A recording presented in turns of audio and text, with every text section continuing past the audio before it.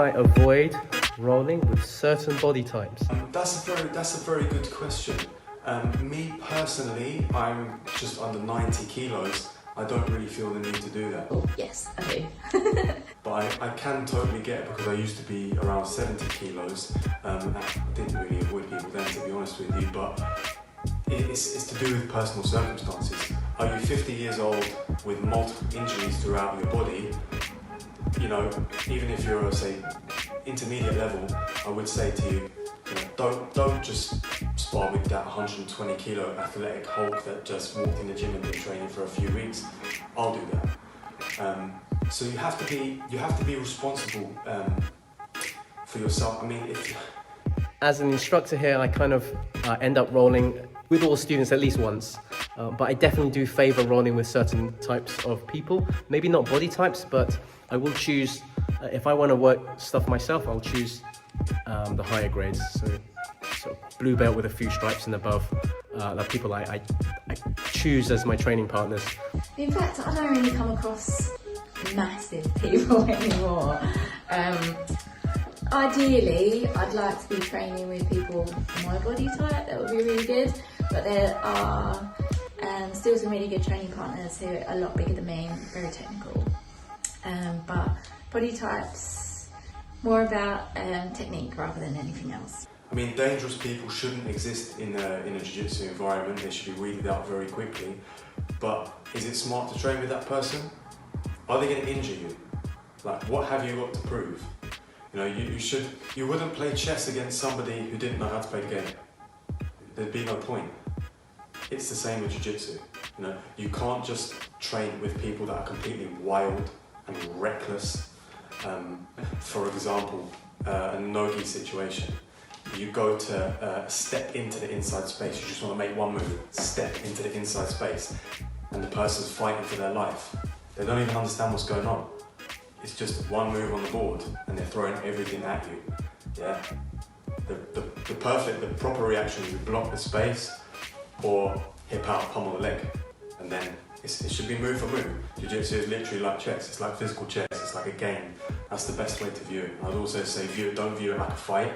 View it like a game, like a sport, like a board game, but you're on the mats. In terms of body size, obviously as a small guy, an older guy, I'm 53, you know, the number of times I can roll with much bigger, heavy, athletic guys is limited. So I try and keep those to a minimum. If there's an odd one out, then I will roll with them. So that's the main thing. When I'm teaching class, I prefer to watch the students roll.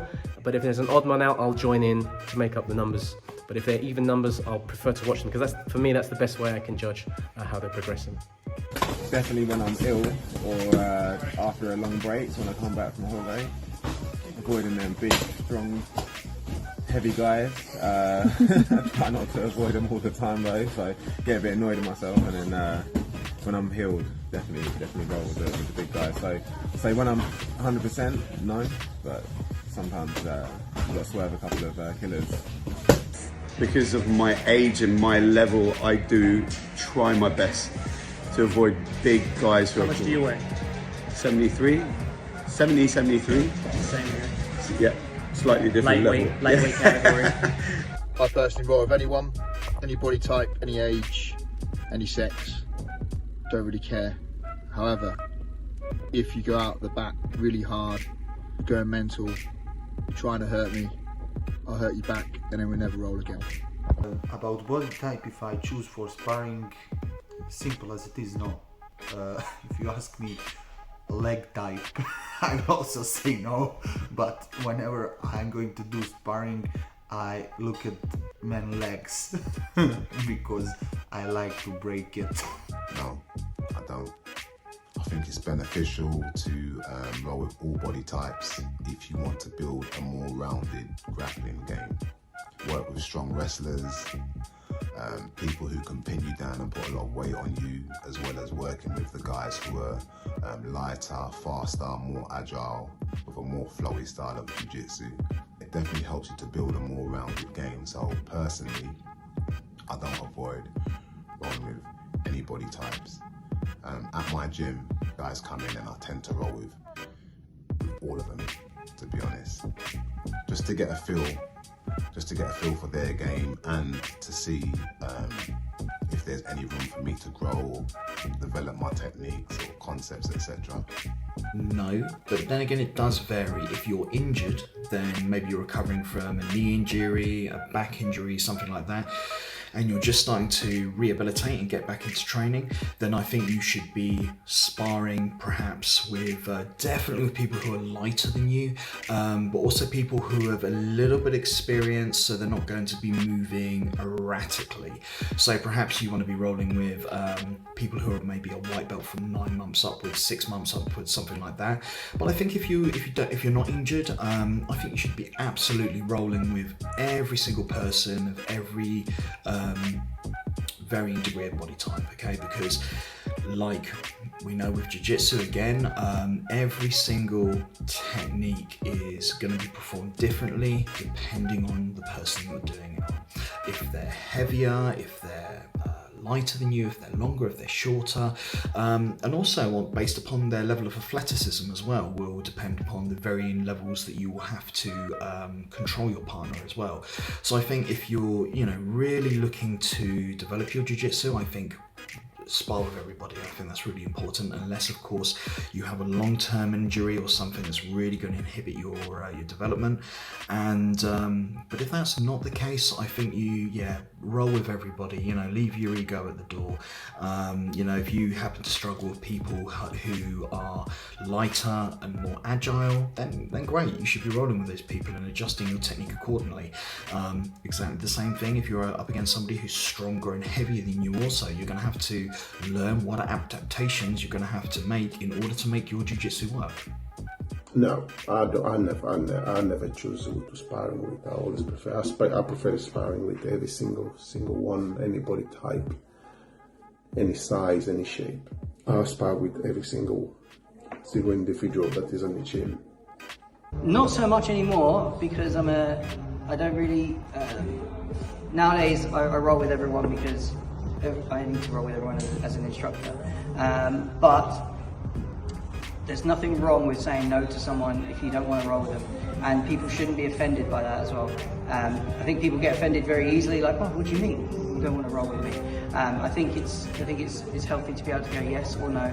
And if you are going to roll with someone that you're maybe not comfortable with, do it in a way that you have someone watching, or that you've got someone spotting you, as it were, like lift your weights, I think it depends. Most of the time, if someone's quite big and they're quite heavy with their sparring, I try my best to avoid, because I don't want to get injured. I tend to go with the higher belts if I can, and people who are a bit more into the technical side of things. And obviously if we're training for competition, it's different.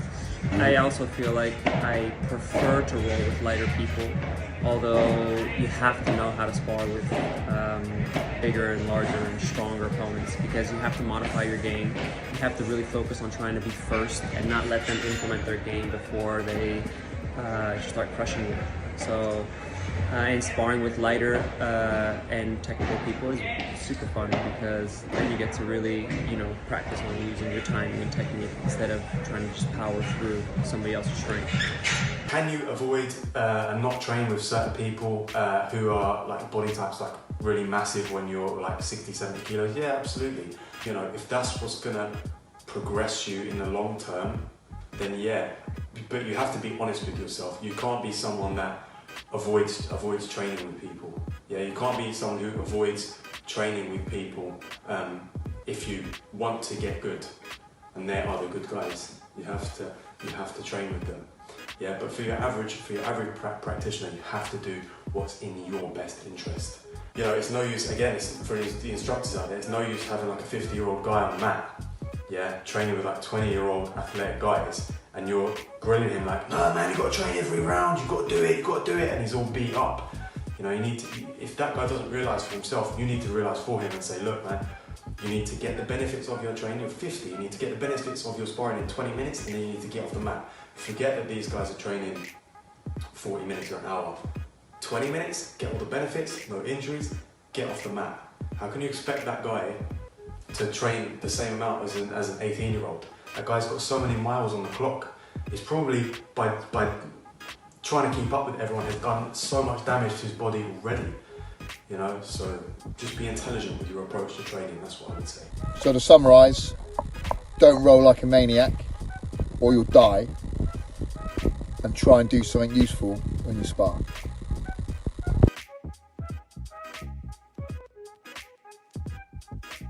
This is the art of war, martial art. Sparring is something you can't avoid, you should not avoid. In Brazilian Jiu-Jitsu, if you want to do technique, you have to do it in sparring. If you know technique, then you can do technique when you are in stressed circumstances. Under the stress, when you do technique, you complete it. You know it very, very well. So I choose sparring because it's root of everything. I think it's best to spar with some intent in mind, so you know what you want to get out of it. Be that hitting a specific move or practicing setting up a transition.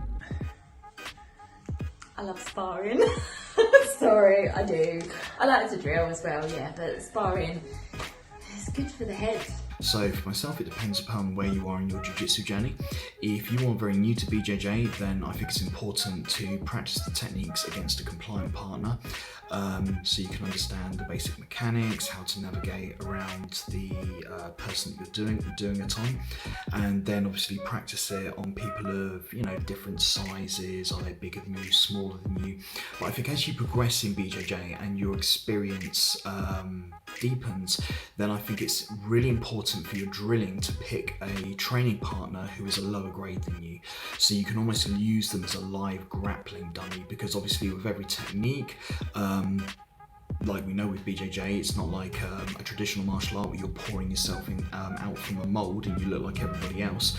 Everybody's going to be reacting slightly differently and giving you varying degrees of resistance with the techniques. So for myself personally as a black belt, what I like to do when I'm drilling my techniques is I'll pick a blue belt, a white belt, maybe even a purple belt, and I will work on the technique and practice navigating into the position where the technique needs to be performed, and then look at the varying degrees of resistance that I'm going to encounter, so I can then look at the variables. So I think for a higher grade, I think that sparring is probably more important than drilling, but you should be drilling when you spar.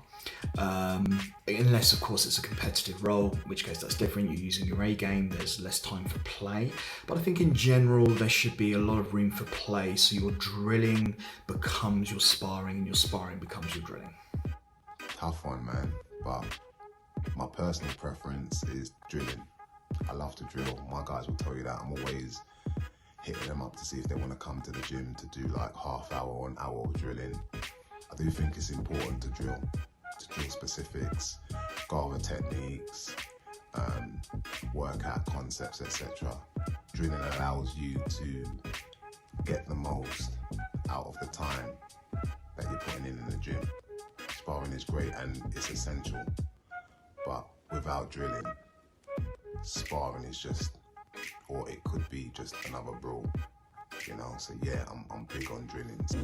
Both, but drilling, when you drill, I think you need to drill actively and not drill passively. So when you drill, don't just drill the technique to learn the technique a couple of times, and then add a little bit more guff into it, and restrict your sparring so that you're actually drilling the technique that you want to do. Sparring, yes, is an important part, but I think if you spar in competition rounds, try and keep it limited to how you want it to what you want to work on. If you want to work on your cardio and stuff like that, do it outside the gym, but also if you want to work it on rounds, do it for rounds 5, 6, 7, depending on what you're working towards. Have a goal as well that you work towards. This is based on my own personal experience, my own personal Brazilian Jiu-Jitsu journeys, and I've been following the same principle for the past 10, 11, 12 years, and it works for me, and it's been also doing wonders with my kids program, because I've been running also a kids program for the past 4 years. I always live for the principle of warming up, drilling, position sparring, and obviously ending up the training with sparring. So based on this 4 concepts, I will definitely stick with sparring. I prefer sparring.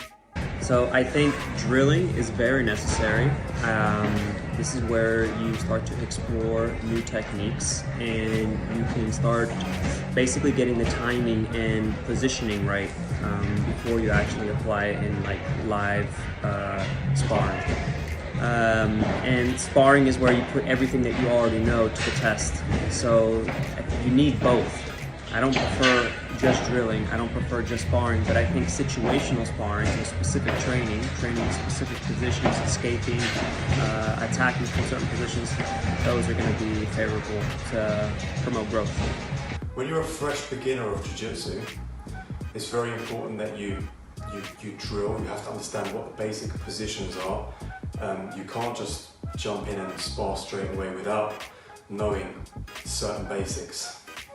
What the positions are, what's good, what's bad, basic submission defense, what the actual submissions are. You have to have a base layer of understanding. As you progress up through the levels, beginner to intermediate, then onto advanced, drilling will actually become, at least I found for myself, a lesser aspect of the training. If I wanted to learn a new skill or a new technique at this point now, being a black belt, 15 years experience, I'd first of all grab somebody that I trust and just repeat it a few times, but no more than a few. If it was brand new, I just wanted to see where things went. Then I would actually start implementing that in sparring on beginners around, let's say, white to blue belt level. Then once you can do it comfortably on them, I'd move up to intermediate, and then you'll be able to do it on advanced. You won't just take a new technique and be able to get it on advanced guys straight away. It has to be built up like that. So you could look at it in a way that when I am training with the lower level guys and beginner guys, it's live drilling. I mean, they're trying their best to win, okay, and I'm trying my best to get that certain technique at the expense of everything else. It's no use just going into the gym and doing those old school Toreando classes where you just bat, bat, bat, bat, bat, bat, bat. Your time would be better off spent if you were doing a Toreando, just using the gi example, doing one in sparring properly and following the person around the mat and getting not only the technique to work, but the reactions that you anticipate, i.e. are they turning in, are they turning away, are they re-guarding? Is it all stuff that has to be worked out before, and then you come up with the relevant answers to those questions off of that. So when you first start Jiu-Jitsu, you have to drill in a very light, controlled way, more kind of positional and very basic skill acquisition, whereas once you've been doing Jiu-Jitsu for a while, drilling should become less and less, and sparring and specific sparring should become more of the focus, in my opinion. Time well spent. So obviously drillers makes killers, but I feel that sparring is for me, you get stress tested, you're going with them hard rolls. So I'll definitely say sparring. Sparring has its difficulties, especially when you spar against monks. Don't get injured, stay strong.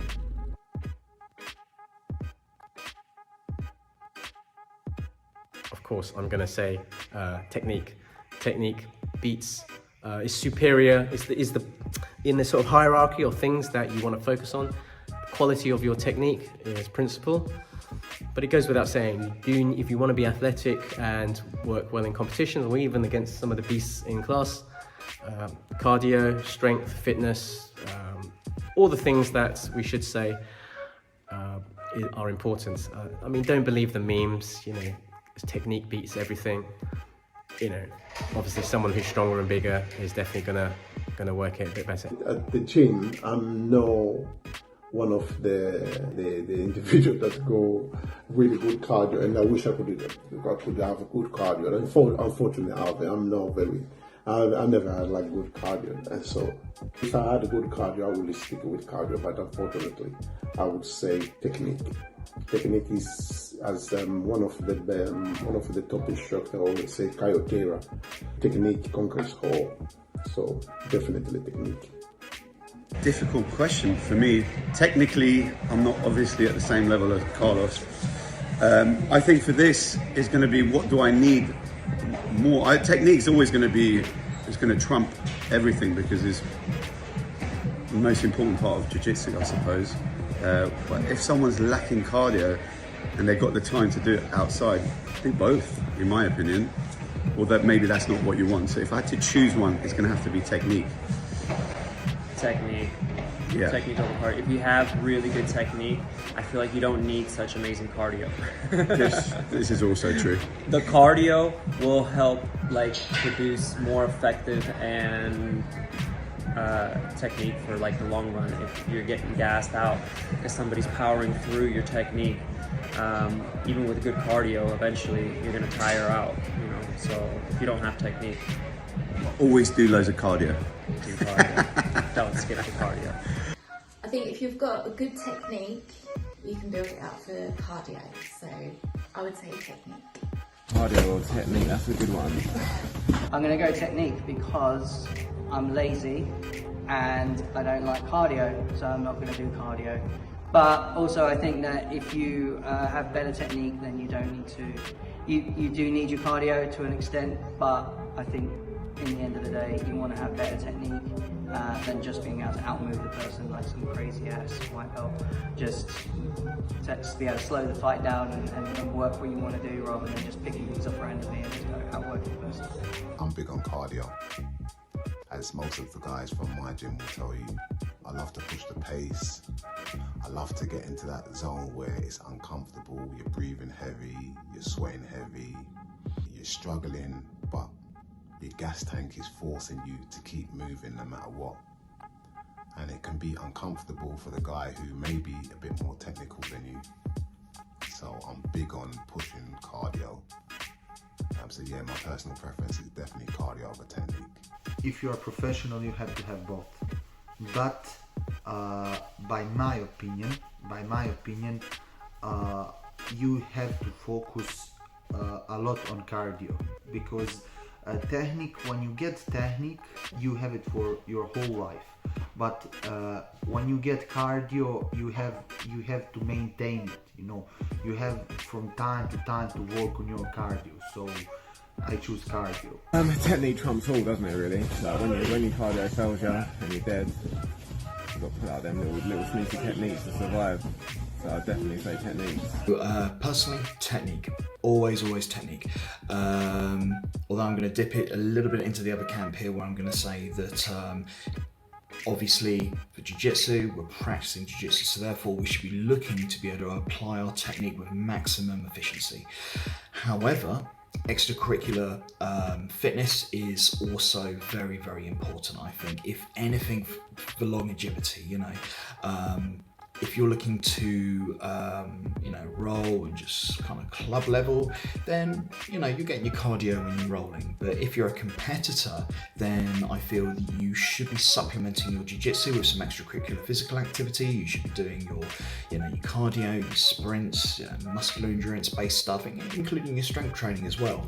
But if you've got to pick, you know, one or the other, I'm always going to go over technique, because you can get your cardio in when you roll, depending on who it is that you're rolling with. If it's somebody who's very athletic or a lot faster than you, then, you know, you're going to have to up your game accordingly. Obviously take into account, you know, perhaps if you're a slower individual, you might want to be able to look at ways of controlling that person, slowing them down.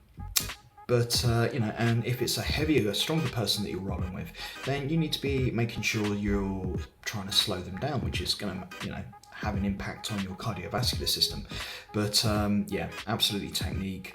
But if you can, supplement that cardio as well, you know, because I think with jiu-jitsu, it's very easy to fall into the trap of getting to a stage where you can kind of control the pace of the roll if you're more experienced, and then you come up against somebody who's of maybe equal technique and weight, but this person's a cardio machine and they're really going to push you hard.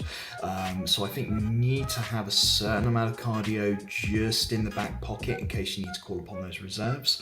But ultimately, you know, if your technique's really good and much better than the person that you're rolling with, you should be able to control them slow them down, bring them into your world. So, technique. Well, it has to be technique. I mean, cardio, strength, explosivity, power. I mean, these are all elements that can be worked, but they are physical elements. Jiu-jitsu is a physical sport, so they will help. But technique and timing will be the two things that will further your jiu-jitsu and your game the most. I think it's best to work on your technique. You get your cardio from sparring or from romancing. Get it any time. Technique though takes a long time to hit. I said physical attributes are useful, but they should only be an accompaniment. They should only be an add-on after the technique and timing is put into place. And when I say technique, you know, it's not this idea that, oh, it's all flow. That's not what I mean by technique. What I mean by technique is, if I grab you here, you can't move. If I put my knee there, you can only turn this way. If I push your hand down, now my hand could come across. Technique is simply the logical method of doing things. Okay, Jiu-Jitsu, very logical, okay? But there is a physical aspect to it. But I would always say work on the technique first, and then you can add the physical elements after. Nice one inside BJJ. Oh,